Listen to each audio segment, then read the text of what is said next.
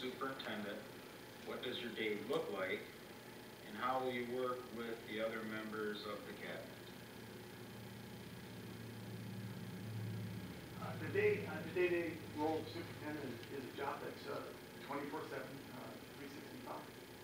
I'm never not the superintendent. It doesn't matter if I'm on campus, off campus, at home, at a function, be it a school function or a community function. I'm always the superintendent. You won't see me with a 3-day growth in the summer walking into Home Depot. I'm working on something in my house. I know that when I'm seen, I'm always seen as the superintendent. So I make sure that I present the district in a positive fashion. I make sure that the day-to-day operations of the superintendent is again, my focus is always executing a team basis. So I make sure that what we're doing is being done on a daily basis. I'll make frequent visits to schools. I'll make visits to administrators. We'll have plan meetings. We'll have meetings that I just show up in the building because I want to know what's going on in each one of the buildings on a regular basis. I will also, what does my day look like? My day's a long day.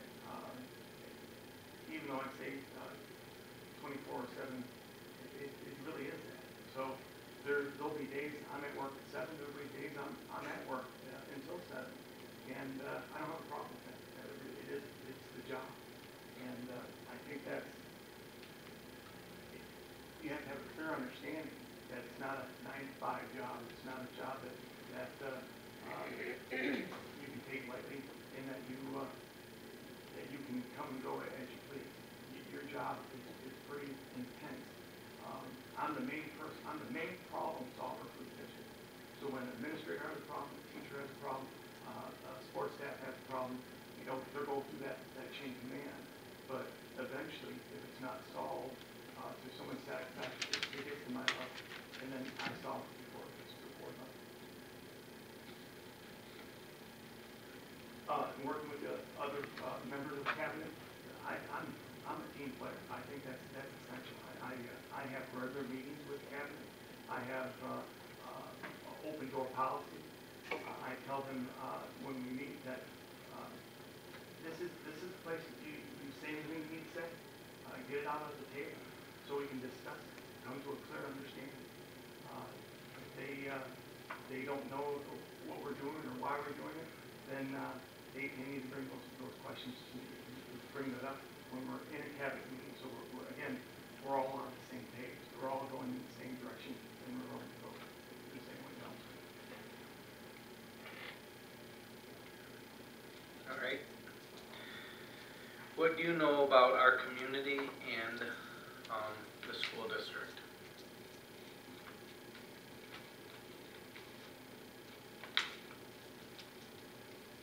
I think this community, as in all communities,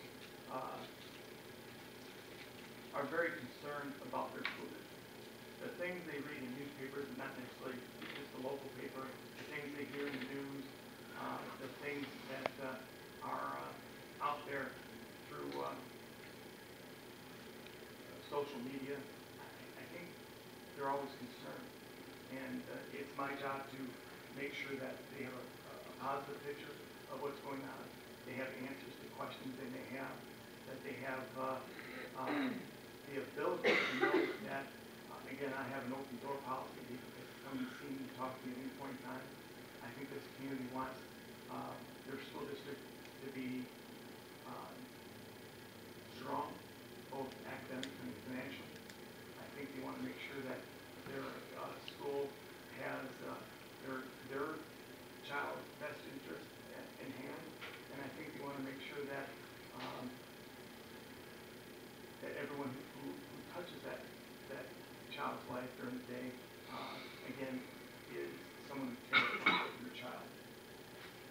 The school district itself, you've had some challenges lately, and you have more challenges yet, but those are just opportunities for success.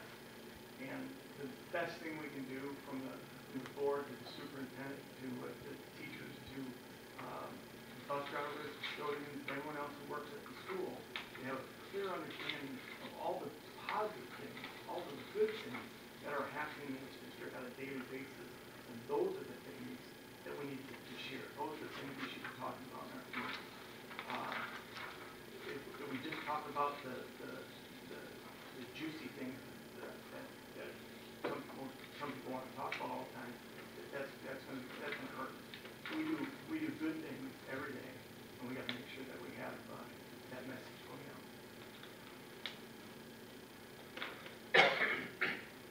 Number 6 there. What should a board member do when contacted by a parent with a school problem? The same thing I tell every school employee. Be open, listen.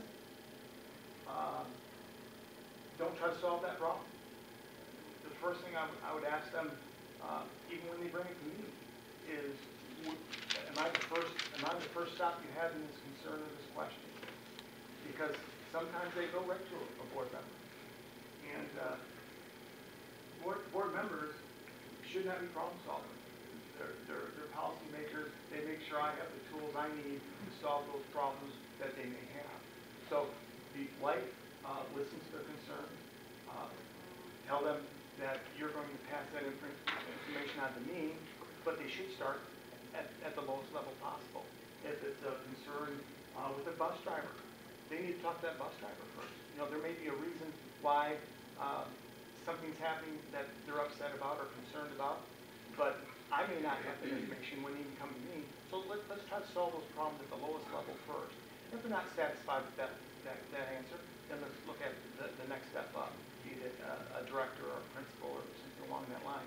And then by the time it gets to me, a few things should happen. One, the bus driver should have talked to me. The transportation director should have talked to me before the parent comes to me, so I know what's going on. So when that parent sits down with me, I know what I'm talking about. So as a board member, they as much as people want you to have all the answers, that's not reasonable. It's not. Can you get those answers? Yeah, you probably can, as I will. But the bottom line is, can we resolve those problems, those questions, at the lowest level possible? Because the best thing about that, if they hear the explanations from the bus driver, hear the same thing from the transportation director, hear the same thing from me, then we're all on the same page. We're giving them the same information, and then it rarely gets to the board level. They're going to be usually satisfied that the same answer is being given, the same reasoning there. Now, at any point in time, it comes to the director's level or my level, and we think something different should happen, then we're going to handle it at that level as well. Excuse me. Do you believe in board self-evaluation? Yeah, I do. I think that's essential. I think board members should evaluate themselves individually. I think the board should evaluate the board as a whole, and we should do that at an open meeting. We should be able to talk freely. Again, we're going to have challenges, and we're going to make decisions. And you know, sometimes down the road, when you get better information, the decision you made may not have been the best one at that now, but it was the best one at that point in time. Instead of stewing about, hey, let's bring that stuff up. Let's talk about why we did what we did, where the direction we're going, and I think we should feel comfortable in doing that because we're all reasonable people. We make decisions. We make judgments based on the best information we have at that time. Can you describe for us how you would work with principals in our district, the size that we are? Oh, I'm hands-on. I want my principals to know that I'm there to support them. I want my principals to know that I'm going to help them in the direction that we're going to make sure we understand what the mission is, what our vision is, and in the direction we're going to go to meet the both of those. So for me not to be arm in arm with them is not a avenue for success.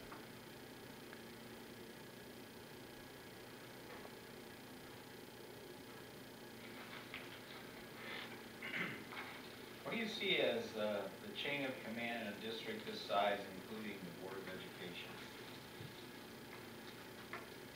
The chain of command is just have the chain of command. I think it goes from the board to the superintendent to the cabinet to principals to assistant principals, teachers, right on down the road.